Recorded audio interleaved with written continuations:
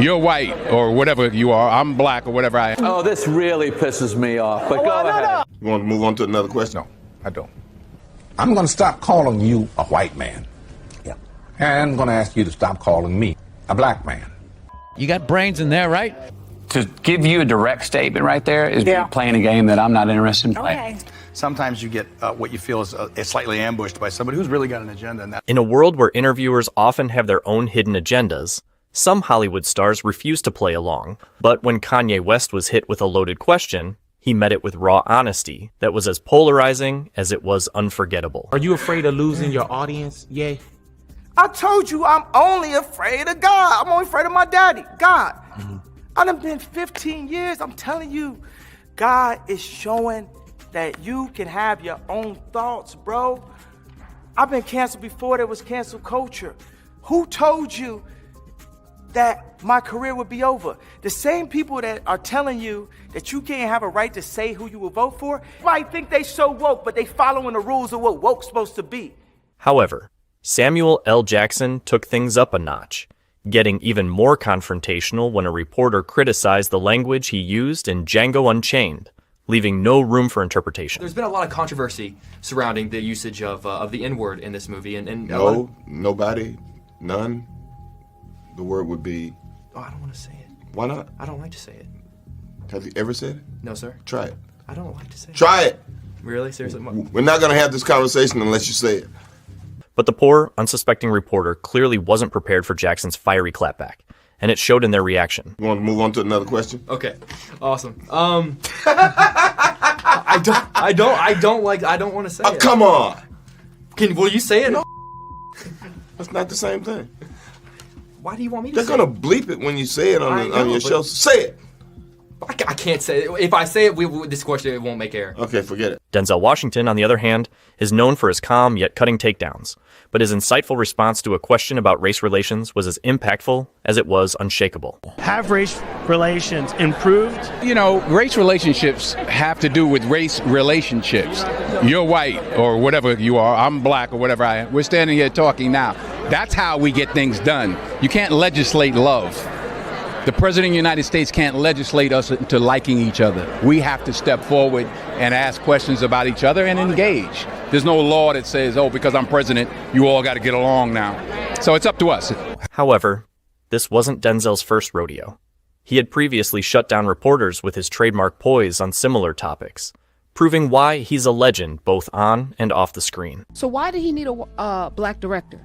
Could a white director not have? It's not color, it's culture. Explain the difference, because I think we're Steven in a space Spielberg right did Schindler's List. Mm-hmm. Martin Scorsese did Goodfellas, right? Steven Spielberg could direct Goodfellas. Martin Scorsese probably could have done a good job with Schindler's List, but they're cultural differences. Much like Denzel, Morgan Freeman used intellect and wit to dismantle a racially charged question. Do you think that race plays a part in wealth distribution, or either a mindset that you can't or Today? cannot? Yeah. No. You don't? No, I don't. I don't. You and I, we're proof. Why would race have anything to do with it? Put your mind to what you want to do and go for that. But his legendary 60 Minutes interview was on a whole other level. Black History Month you find Ridiculous. why? You're going to relegate my history to a month?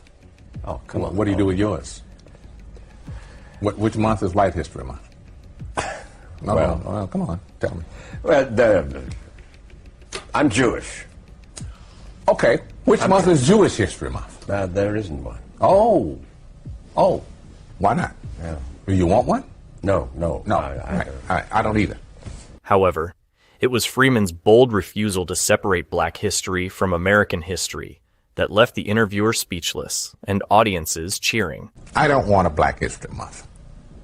Black history is American history. How are we going to get rid of racism until... Stop talking about it. I'm going to stop calling you a white man. Yeah. And I'm going to ask you to stop calling me a black man. Meanwhile, Jerry Seinfeld took a more comedic route when criticized for the lack of diversity on his show. I have noticed that most of the guests are mostly white males. Oh, this really pisses me off, but go ahead. It really pisses me off. but his irritation bubbled to the surface as he shut down the critique. Take a look over here, Peter. What do you see? A lot of whiteys. What's going on here? People think it's the census or something? I mean, this has got to represent the actual pie chart of America. Who cares? However, Seinfeld made it abundantly clear that the only thing that matters in comedy is whether or not someone is funny, not their race or background. I have no interest in gender or race or anything like that, but everyone else is kind of with their little calculating, is this the exact right mix? You know, I think that's, to me, it's anti-comedy. Matthew McConaughey, however, took a much cooler approach, skillfully deflecting a loaded question with an epic response that practically screamed, all right, all right, all right. In 2021, you considered to run for governor of the state of Texas. Do you think political office is in your future? Can you see that? If it's where I would deem myself to be most useful, Yeah. yes. Do you think you would get elected in Texas being anti-gun? Do I think I could get elected in Texas being anti-gun? One thing about if me in politics is to give you a direct statement right there is playing a game that I'm not interested in playing. To give you a direct statement right there. But not every celebrity keeps their composure like McConaughey. Lil Wayne's reaction to a loaded question took a fiery turn that only he could pull off. Where are we in the United States of America in race relations and what you see from day to day in your life? God knows I have been nothing but blessed. My whole path, these 33 years have been nothing but a blessing. I have never, never is a strong word, I've never dealt with racism, and I'm glad I didn't have to. I thought that was clearly a message that there was no such thing as racism. That's what I thought that was. However, when pressed about his controversial remarks in a Fox Sports interview, Wayne's unapologetic response made it clear he wasn't about to regret a thing. There's a lot of backlash from people about that. Would you change it, what you said, or you still feel the same way? But just when you thought the tension couldn't get higher, Wayne's next move made headlines and left everyone buzzing. Come at me with that dumb man. My life matters. He ended our interview angrily. Politician. Lil Wayne is in the business of making music, not apologies. Comedian Bill Burr, however, throws calm and logic out the window, charging headfirst into loaded questions with a mix of rage and hilarity that only he can master. Can women be funny? Yeah, of course. Some people have a hard time saying yes, though. There's a lot of angry young men on the internet that are like, women can't be funny. Will you guys just grow up and just sit down and write your own and come up with it? Start your own show, have your own award show. Quit waiting around for other people to do for you. That's the problem. If you guys had your own big club and I was standing outside of it, you'd never let me in. I'd start my own. You guys got to start your own. You got brains in there, right? Yes, absolutely. So write your own and quit your whining. We're all eating a giant sandwich out here. Nobody cares. I don't care.